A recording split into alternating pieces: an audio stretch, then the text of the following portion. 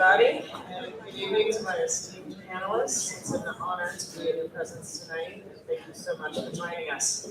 So in our first panel, we covered different topics related to diversity in terms of different groups from people of color, women, minorities, veterans. And now we have an esteemed panel of business owners and mayors and educators. Really to look at the focus on Western Mass. I think in the first part of our event, we did hear a lot about municipalities and supportive policies. And we just saw a great video from Marcos, thank you, Mayor Morse, just saw the leadership. And so really grateful now to sort of shift gears and really understand the lessons that we can learn in Western Mass and how they can be applied on the state for social equity.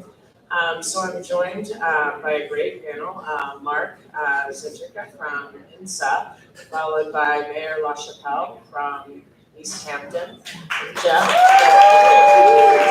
Very excited to hear what happened this week in Easthampton. Yes. We also have Jeff Hayden from Holyoke Community College. We're really excited to be here. And then Mayor Alex Morse from Holyoke. So thank you all for being here. So we've basically asked the panelists to come prepared to talk about two questions, but I think I'll start off with allowing you to introduce yourself and a little bit about your role in the cannabis industry.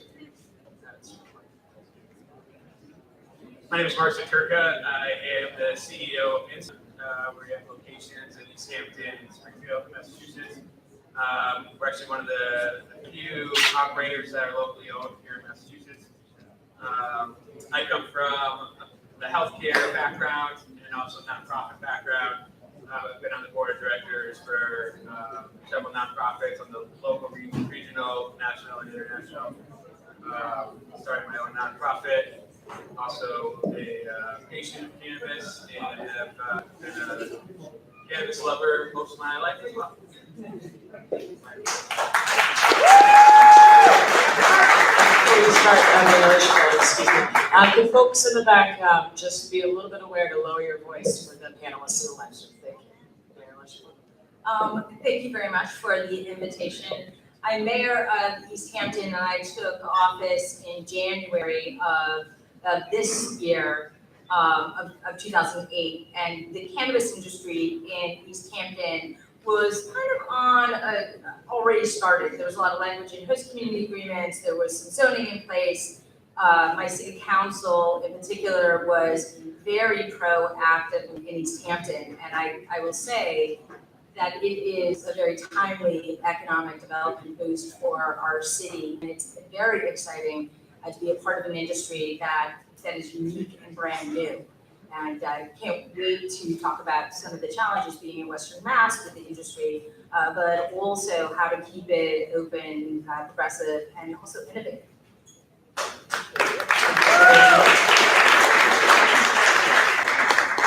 Good evening, everybody. My name is Jeff Hayden. I'm from Holyoke Community College. I'm the Vice President for Business and Community Services, which essentially means that we do the adult education, English for speakers of other languages. It's the oldest community college in the Commonwealth. We have a mission to educate, to inspire, and to connect. Yes, we have a 3-word mission. And that mission has played itself out through the years of trying to help people get on the educational and career pathways that they're looking for. We hope that people can get the education and training they need to get a job, get a better job, or to do their job better. I've been there for 13 years and looking forward to another 13. Thank you, Jeff.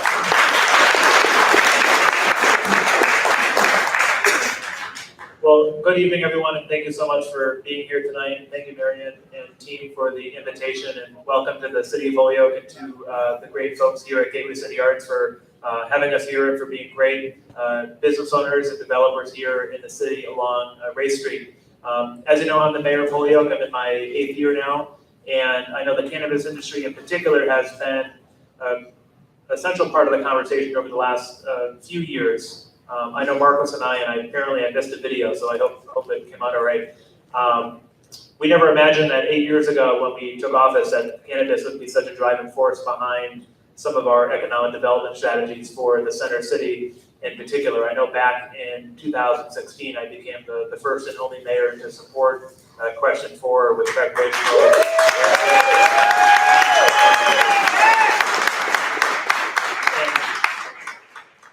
I didn't think I was doing anything courageous at the time, other than expressing some common sense views.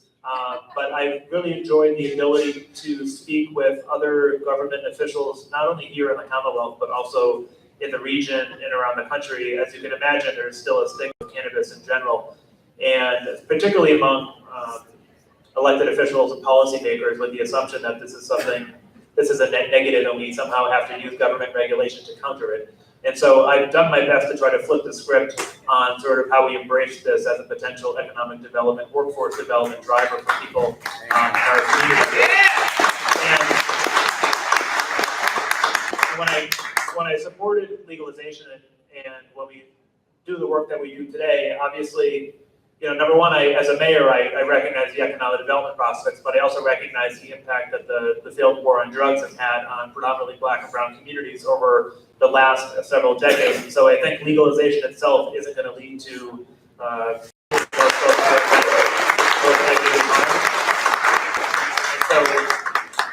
I'm really happy with the legalization in cannabis in general. I still do think we have a lot of challenges before us when you look at the data around who is getting licenses and who isn't, who has the resources to go through this process and who doesn't.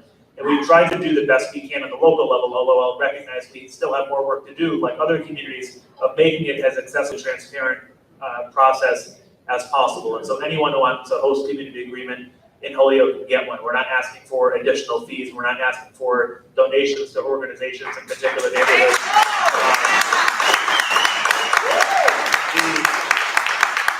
We want folks here in the city. We want you to give back to the community. Obviously, we want you to be good partners, but there's a way to do that in a very transparent, accessible, and inclusive process. And I'm also happy to be here with other panelists, and I know we've been in conversations with the college around the workforce development aspect of this as well. And so this has the potential for hundreds of jobs in Holyoke, and we want to make sure that Holyoke residents are trained and skilled to be able to fill those positions. And so we also are in conversation with companies around having ambitions to have at least 25% of their employees come from Holyoke. And we don't want to require that or say you need to do this without also saying, well, here are a collective of hundreds of employees that we've helped train in partnership with institutions here in Western Mass. So we're doing our part as well to be proactive to make sure we have residents that are trained, that are ready to go when you do open up a cultivation facility, dispensary, otherwise, to be able to move in that direction. And I have a vision for a downtown that embraces not just cultivation and dispensaries, but also social consumption, on-site consumption.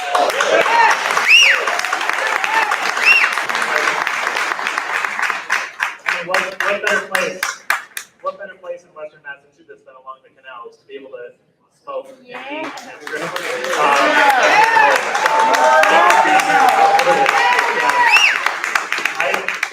You all are going to have to come to every event. I've never gotten so many applauses and sentences before. So, y'all are going to have to sign up and come with me to other events. Thank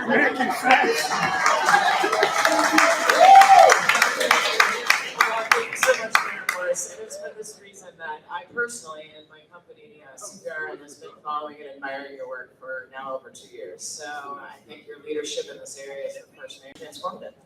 So I'll move into the first question. And I'd like to ask each of their speakers some thoughts about the emerging cannabis industry and what innovations have been done or could be done to improve local communities, either through economic development or workforce development.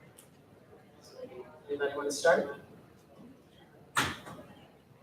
So at INSA, from the beginning, we've always appreciated the amount of PR and attention that we received just for existing. So we always thought it was our responsibility to share some of that spotlight with the local businesses around us, especially in the city of Easthampton. So since the beginning, we've had our staff make sure that they are informing our clientele that come in. We've created some brochures that we give out, highlighting the other businesses in our mill district, startups as well. We have a great flow therapy business as well. We've also helped to mentor a couple startup cannabis businesses as well in neighboring towns that we're helping to get off the ground as well. Also, in terms of who we purchase from and contract with, we always try to stay local as well. So when we were building out our first dispensary in Easthampton, pretty much every contractor that we use are from the same mill that we're in. We always try to use those local contractors as much as possible and purchase from our local hydroponic store. Just to give back, we always have local artists in all of our dispensaries. Right now, we're working with a group that provides art that's made from individuals who are homeless at the time. In terms of workforce development, I think something that we all know about the jobs that we create. We're really proud about the 120 jobs that we've created here in Western Massachusetts. But I think a little bit that's overlooked is the individuals that we are hiring. A lot are very young individuals. Some don't have many options for other employment. And so we welcome those individuals and help train them up so that they can be successful. Even if they leave INSA, they'll have a resume to back up what they've done with us. Don't really belong anywhere else. I feel that way. But it's a great community, it's a great industry where, I know I can speak for INSA, we don't care what you look like. We don't care your background, we don't care about your race, your sexual orientation.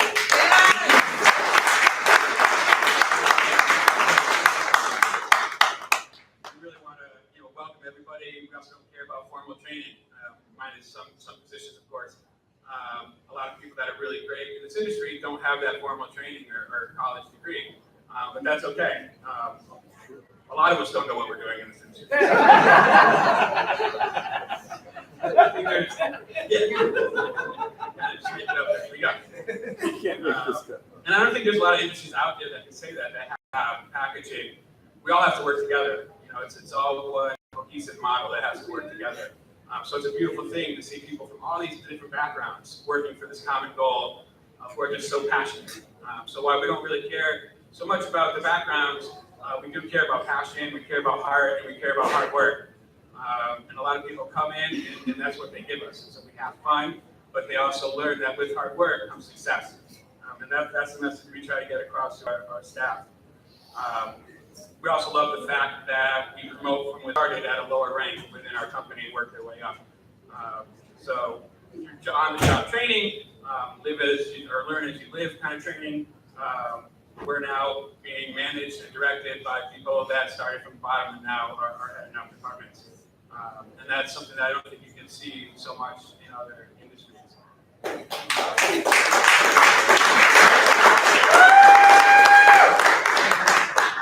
So while they might not have had the resume to go get a better job before they started working with us, now they can say, as a team lead, as a department lead, I manage 20 people. And that's great. So we'd love them to stay with us forever, but I can sleep good at night knowing that our staff is now well trained to go out and further their careers no matter what path they take. Thank you, Mark. I have to give a shout out to Mark because we've worked together for quite a while now, and I'd like to give a big thanks to INSA for being a study partner on both our previous study and the veteran study. We really appreciate that. We need all of our study partners, but he's also from this from this area, so also a young entrepreneur yourself. So Mayor LaChapelle, there's been some very exciting. Yes, Mark is born and raised in Easthampton, just like his father.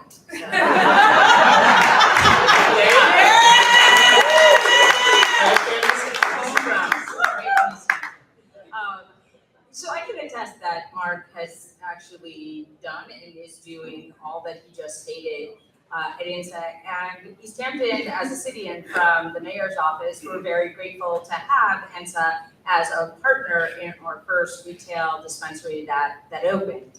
That said, social equity and the issues the panel before us tackled, as well as who is represented and who is not represented in the industry, unfortunately, is not that much different than other industries. So I take, as I sit on this panel as a woman, and not seeing other women on this panel, I have to think this is not just about cannabis and social equity in cannabis, but I think there's an opportunity in cannabis to change.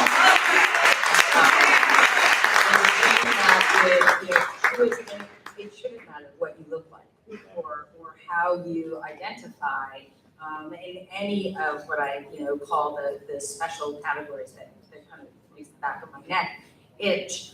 And in Easthampton, what we try to do on a local level, and while I'm getting better in my first year of service as mayor, taking more person credit, I really need to hand the credit to my city council, who started 2 years ago and really just got it and worked so hard on an ordinance that not only was as inclusive as possible with the regulation as we knew them then, and has monkeyed with them a little during the process, but also put placemakers in there for social consumption, for delivery, to think about that. And I think of my Easthampton residents in the audience who are a big part of that, and the public participation was huge in all of those public hearings. That said, we again are very fortunate that the dispensary that got through the juggernaut of becoming an open retail dispensary is open to all of the ideas and issues and concerns I have with the industry. And it's a very open public partner and a local partner. I've signed 5 host community agreements.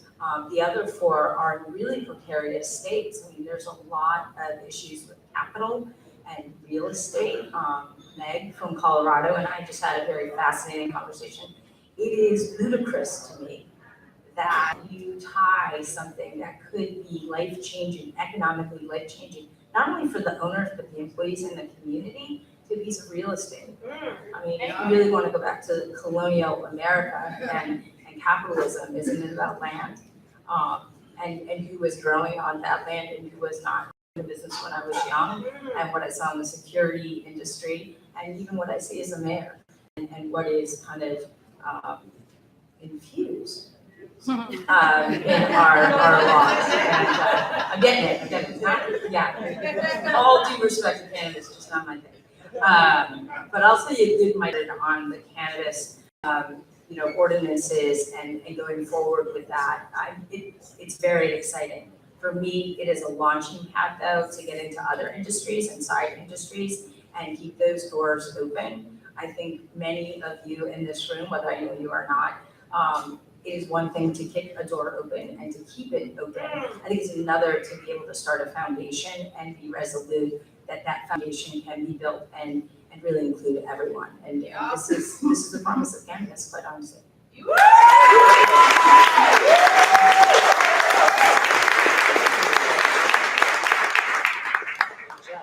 Oftentimes, people will frame legalization of cannabis as an economic development.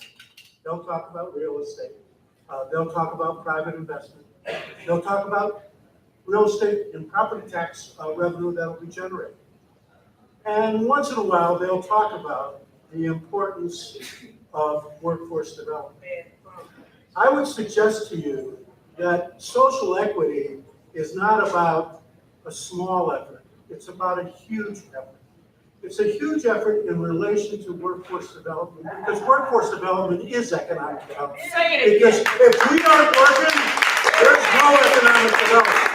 So all of us need the opportunity to get jobs, and whether they be jobs at the entry level or jobs at the management level, all of us need the opportunity to have access to those jobs. And so it's not about a small little effort that's going to deal with 300 or 400 people in the state.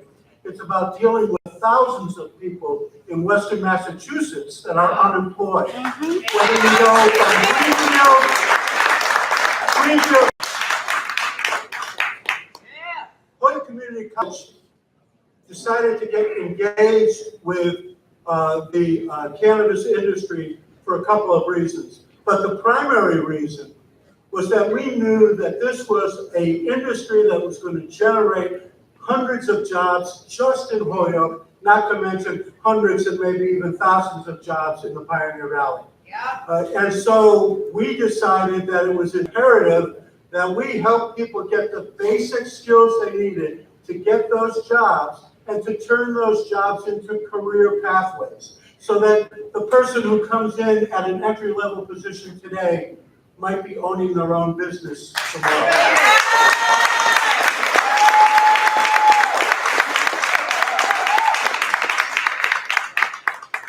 I will tell you personally, I know absolutely nothing about the cannabis industry. But what I do know is about workforce development. And the mayor connected us with C3RN and with Marion. And we talked about how can we get people the basic skills they need to get jobs and then to get on that career pathway. Grower, an extraction technician, assistant, and then a cannabis pantry cook, cannabis culinary assistant. 2 doors down, the MGM HCC Culinary Arts Institute. In between us and them are 2 great farms that the city helped us acquire that are now growing inside it, lettuce and down the road. And,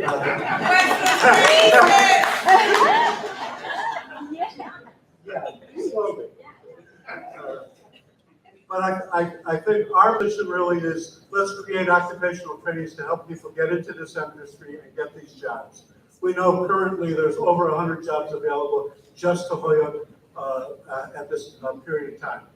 So with that said, that's the approach we're taking. And to me, I think the most important thing that the Cannabis Control Commission can do, or the Commonwealth of Massachusetts can do, is to make this a vibrant workforce development opportunity.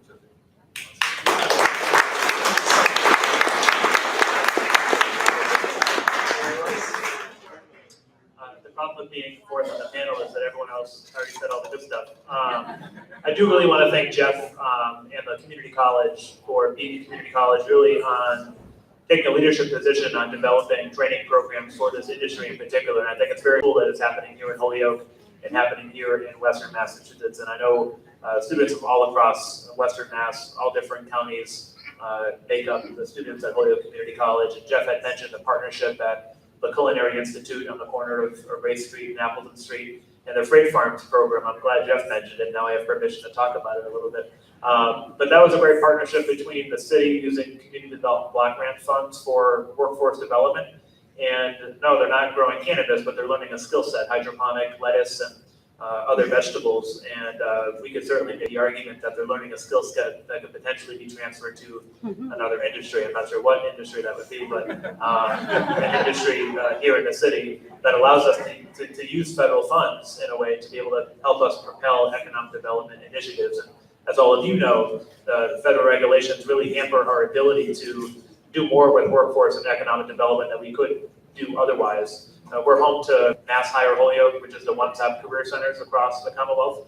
And they typically are the agencies that we go to connect those who are job seekers with employers in our community doing job development. And those organizations are barred from being involved in these citywide conversations altogether. And so the natural entry point where employees would typically go, they can't have those conversations with career counselors to connect them to industry jobs in the city.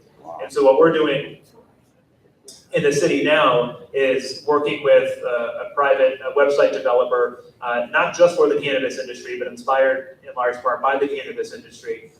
This Work Holyoke concept, where if you're looking for a job in the cannabis industry, you go to workholyoke.com, and it has all of the available positions and workforce development opportunities in the industry here at Holyoke in particular. And the city really wants to play a proactive role in working with the industry to identify those opportunities, and then working with our partners here on stage to make sure we can identify that talent and connect them with those open opportunities.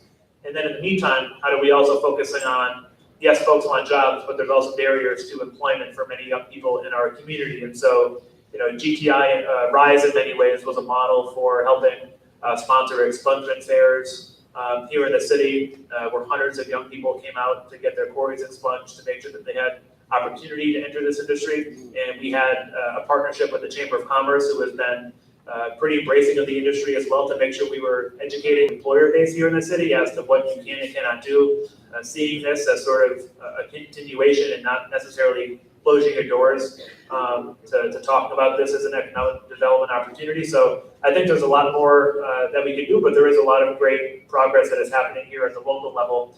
And I know other folks talked about zoning and whatnot, and I would also just add, semi-related is, we, and Mayor LaChapelle, the sign is up, right? And when I say that, I mean, I think there's been great work from the administration. I'm a little biased on that, but I think we need better partnership in terms of legislation to expand the zoning in Holyoke in which a dispensary in particular can go. And so right now, the city council passed legislation that allows it in the industrial general zone only, which fortunately encompasses the Canal District and the Innovation District, but by and large prevents dispensaries from happening even up on High Street, Northampton Street, other retail centers in the community. And so I would ask those folks in the room, particularly those invested here in the city, to talk to your city councilor about amending the ordinance that would make this more encompassing, more progressive, more inclusive for folks in the city. I think that's an important conversation to have. I mean, we're doing the best with the regulations we have. And we're using our authority in the administration as much as we can to include people in the industry. But we'd be able to do a lot more, make more of an impact if we had more expansive zoning in the community as well.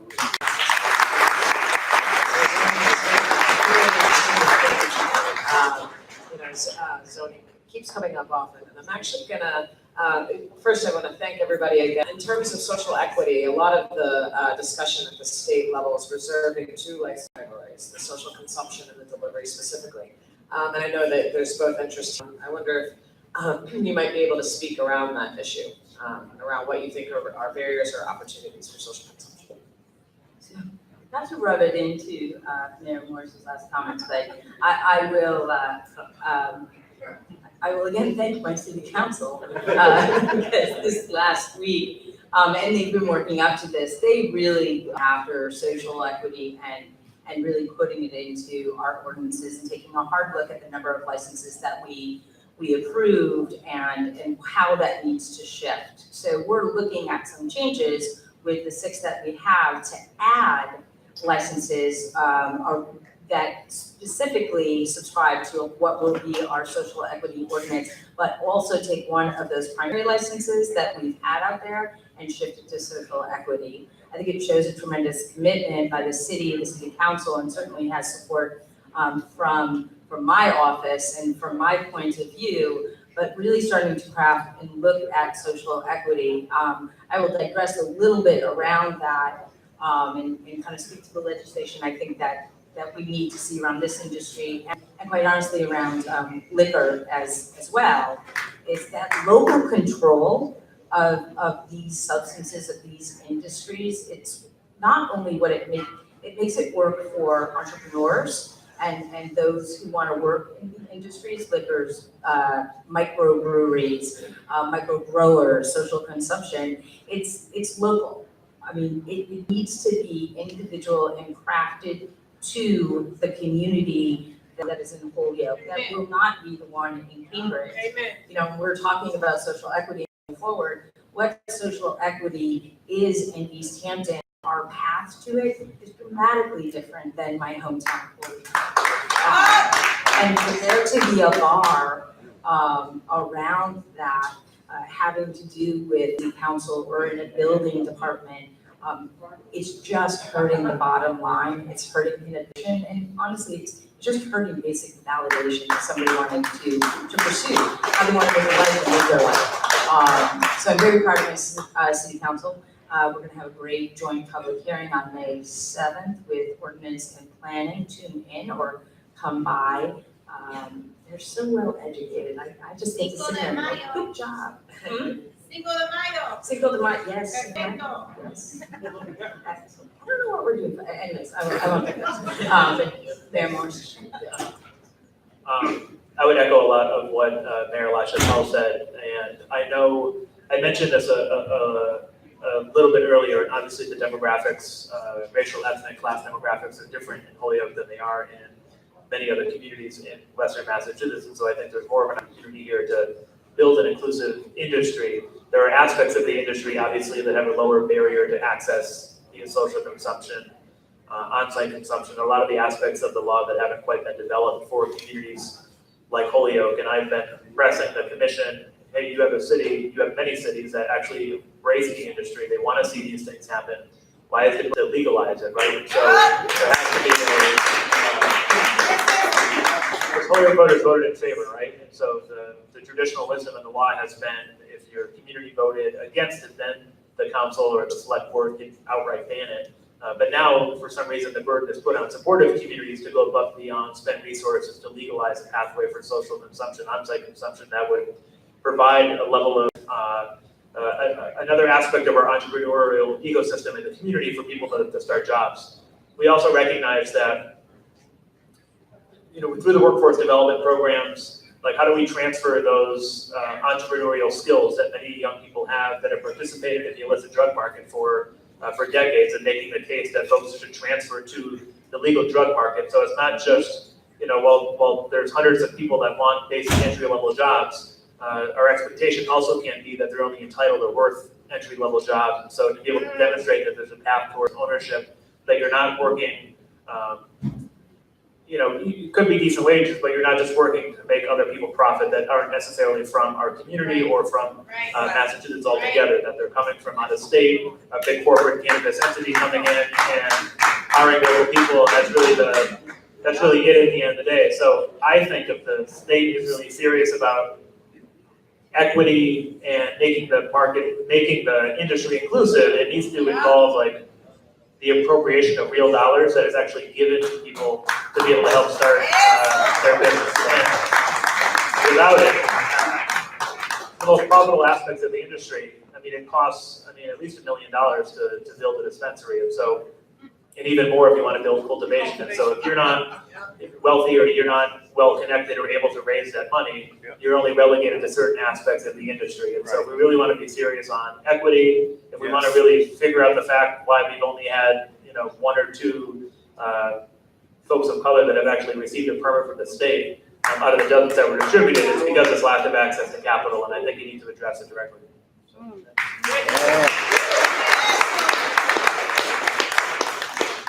We're moving a little off, a little above our time, but I hope that people are okay to hang around for a little bit. Would love to have a little bit of time for some cancer, if that's okay.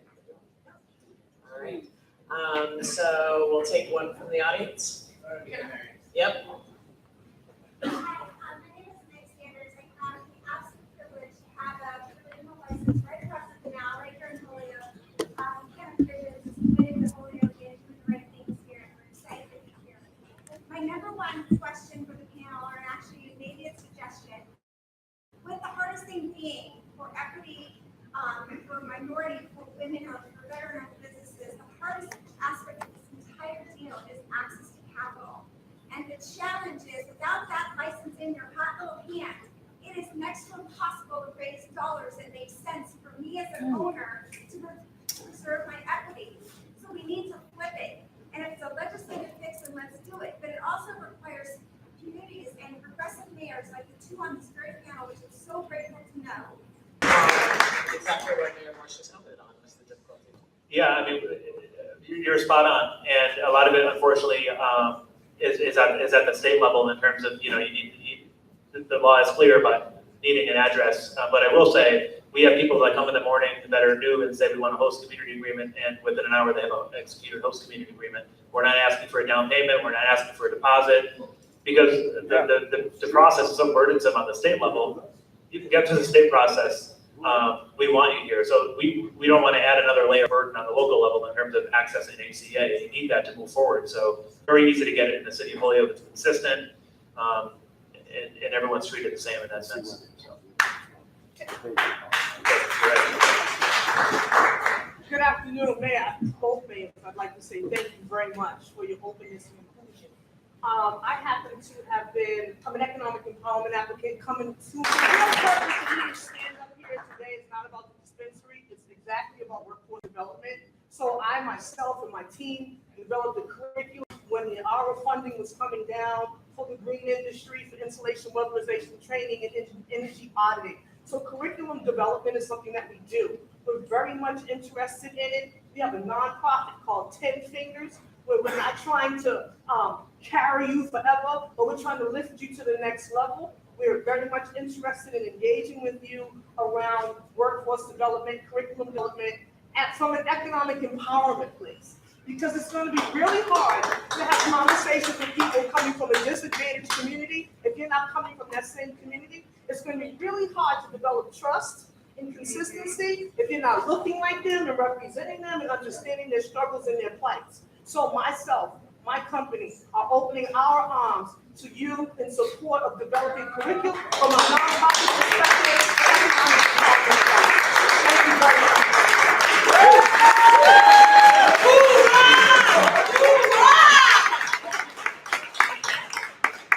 You should talk. I'll give you my part. in that 10 minutes. Thank you very much. Take one more question. Back there, is that should be, yep. Hi.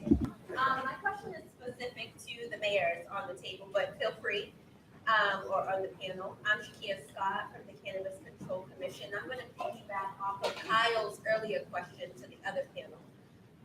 There is a lot of shift right now in policing of cannabis.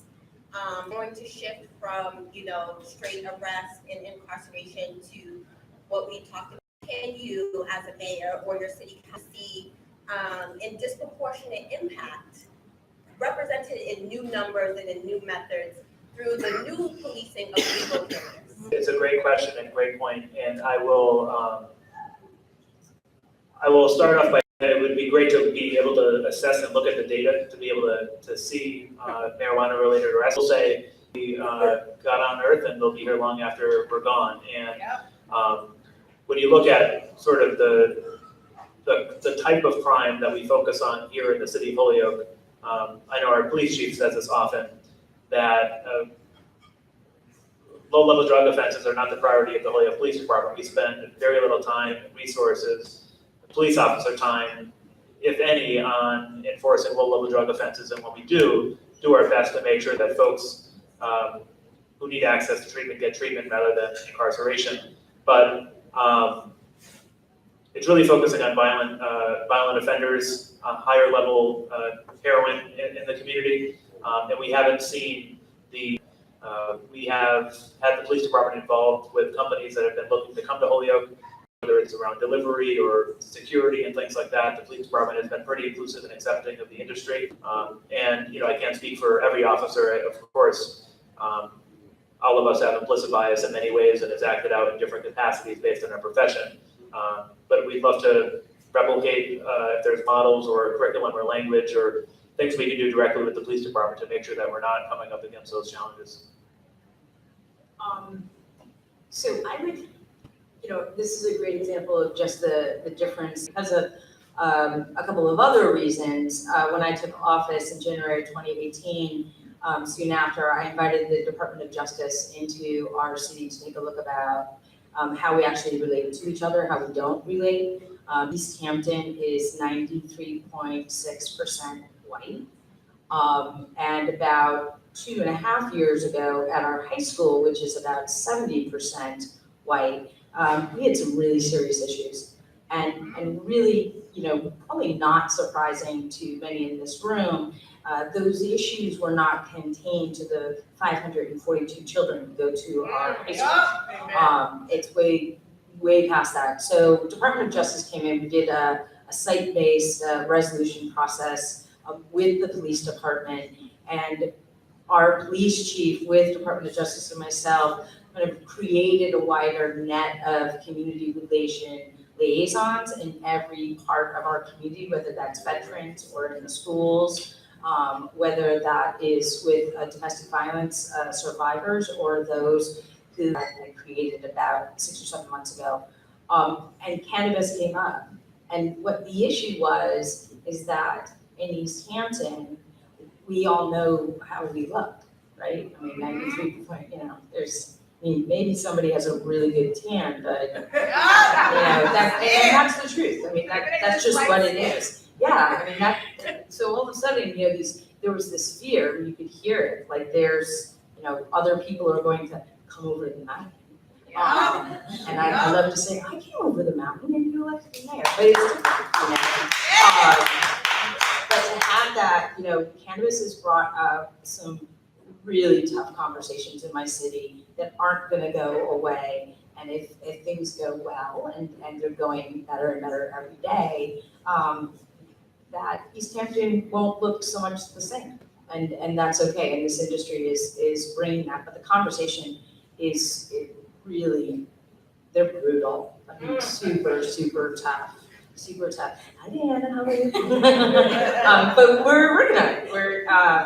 And then, you know, expanding that into businesses and ownership and people who work and making sure that when Mayor Morse hires all of Jeff's graduates, that they come in and they can work, you know, in Easthampton and feel welcome and valued.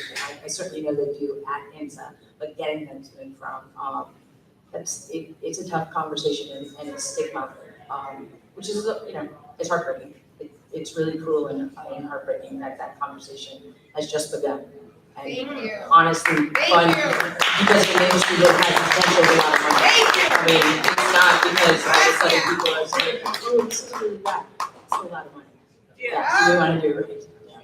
And I just want to take a moment to also appreciate Shakia's question and your responses. I think it is a really important issue, and it was brought up on our last panel. There are people that are still in jail and incarcerated for this plan. There are need for expungement. There's a need to really look at the data and ensure that there's not continued disproportionate arrests. I will give a shout out to the Cannabis Control Commission, who is also actively looking at this. So last week, the research director, the director of research, presented some statistics around disproportionate arrests and trends over time in Massachusetts. So we'll be sure to get that to you all, and that might be a good opportunity. So we've gone a little bit, I think, above over time. So I appreciate all of your patience, and I appreciate everybody being here.